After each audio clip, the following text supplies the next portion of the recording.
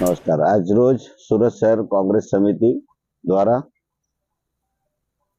ઉધનાનો સબ zone જેને સચિન કનકપુર બી zone તરીકે ઓળખવામાં આવે છે, મને એવું લાગે છે કે સુરત મહાનગરપાલિકા ફક્ત નંબર 1 લેવા માટે જે હાઈફાઈ એરિયાઓ છે એમાં પૂરતું ધ્યાન આપીને એને એ રોડો સાફ રાખવાને ચોખ્ખા રાખવાને એમાં જ એ લોકોને ત્યાંનું એર પોલ્યુશનથી માંડીને તમામ જાતનું મેન્ટેનન્સ કરતા હોય છે।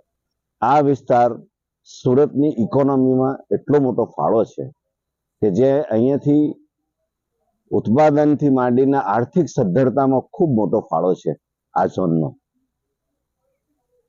નેચરલ છે કે અહીંયા આગળ કારખાનાઓ છે, ઇન્ડસ્ટ્રીઓ છે, ખૂબ મોટા પાયે કામદારો રહેતા હોય છે। કામદારોને રહેવા માટેની જે કોઈ પ્રકારની સુવિધાઓ હોવી જોઈએ મિલ માલિકો રાખતા નથી, અને પ્રાઇવેટ જે માલિકો છે તે એને એક આવકનું સાધન બનાવીને ખોલીઓ બનાવીને મોટે પાયે ભાડાથી આવક કરતા હોય છે। પણ તેમાં એ લોકોની જે આર્થિક સુખાકારી, આરોગ્યની સુખાકારીથી માંડીને સફાઈથી માંડી આ બધી બાબતમાં એ લોકો કોઈ પૂરતું ધ્યાન આપતા નથી। ફક્ત એ લોકો ટાઈમ ટુ ટાઈમ ભાડું લઈ લેવા માંગે છે। દાખલા તરીકે તમે ભાડું ઉઘરાવવાની વાત કરતા હોય, ભાડું કમાવાની વાત કરતા હોય, તો પછી સફાઈની વાત કેમ નહીં? એ લોકોને પાણીની સુવિધા કેમ નહીં? એ વિસ્તારમાં ગટર લાઈન કે પાણીના રસ્તાઓની સુવિધાઓ કેમ નહીં? આ જે મેડિકલ વેસ્ટની અત્યારે મારે વાત થઈ, અમારા જયેશભાઈએ કહ્યું, અમારા વોર્ડ પ્રમુખે, કે આખા વિસ્તારનો આ એક ઉકેલ છે। અહીંયા ફક્ત કમાવું અને બસ કમાવું ને કમાવું ને કમાવું। તે 3 બાળકોની ડેથ થઈ, એમાં મને એમ નથી લાગતું કે કોઈના રૂવાળીએ કંઈક ફરક્યું હોય। સુરત મહાનગરપાલિકાના તંત્રથી માંડીને કોર્પોરેશનથી માંડીને જે પદાધિકારીઓ અધિકારીઓથી કોઈને કોઈ ફરક પડ્યો નથી। આજે પણ તે જ પરિસ્થિતિમાં છે, અને આ કેમ મૃત્યુ થયું છે તેનું પણ કારણ હજુ મળ્યું નથી। આ બાળકોનું મૃત્યુ કેમ થયું તેની કોઈ પરવા નથી।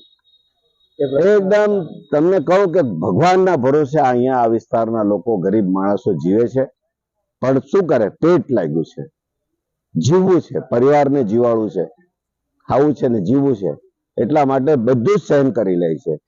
પણ તંત્રને હું ચેતવણી આપવા માંગુ છું કે આ બાબતમાં તમે પૂરતું ધ્યાન નહીં આપશો તો અમે પછી જન આંદોલન કરીશું।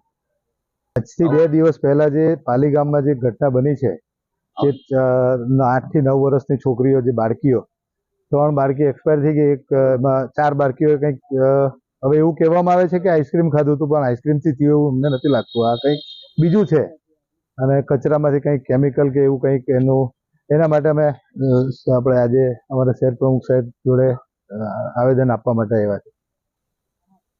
સાહેબે તો ઘણું બધું કીધું છે, પણ હવે અને બાંયધરી આપી છે કે હવે અમે કરાવીશું, સફાઈ કરાવીશું, ઢગલા છે, કચરાના ઢગલા છે, એ બધું અમે જોડાવીશું। देवी सिंह राजपूत। मैं परसों आई थी तो 3 बच्चों की मौत हो चुकी थी, और मौत होने के बाद कचरा साफ हो रहा था। मुझे बहुत तकलीफ हुआ कि कचरा साफ बाद में हो रहा है, उससे पहले अगर साफ होता तो हो सकता है बच्चों की जान नहीं जाती। कहीं ना कहीं उस मतलब कचरे में केमिकल कुछ ऐसा था, पॉइजन, जिसके वजह से बच्चे कुछ खाए और उनकी मौत हुई। मैं ये चाहती हूँ कि हमारे पाली गांव में या सचिन के कोई भी इलाके ऐसे हो जहाँ पे कचरा ना रहे, बच्चे भी स्वस्थ रहे, फैमिली भी स्वस्थ रहे। ऐसी गंदगी की हमें मतलब कामना नहीं है। હું અહીંયાનો માજી વિરોધ પક્ષ નેતા રહી ચૂક્યો છું, દિવ્યેશ વીરા। આપણે ઘણા સમયથી પાલી વિસ્તાર તો અહીંયાના સ્થાનિકોને બધાને જ ખબર છે। આ બધા જે જૂઠા કહેવાય રહી છે કે બધું ક્લીન છે ને આજે, એવું કંઈ નથી। અગર એવું હોતે તો આ 3 છોકરાઓની મોત ન થતે। અત્યારે અમે બધા ફોટા સાથે પ્રૂફ આપ્યું છે ઝોનમાં કે અહીંયાની સ્થિતિ શું છે જોઈ લો। જે પણ કોઈ ડ્રેનેજની ગાડી પણ ઘર સુધી પહોંચતી નથી। આ લોકો ખાલી જૂઠું કયા કરતા હતા કે છે, પણ અહીંયાના સાહેબે બાહેધરી આપી છે કે અમે આજથી કરાવીશું। અમારું એટલું હતું કે આ ચીજ પહેલા થયું હોત તો બિચારા છોકરાઓનું આ મોત ના નિપજતે।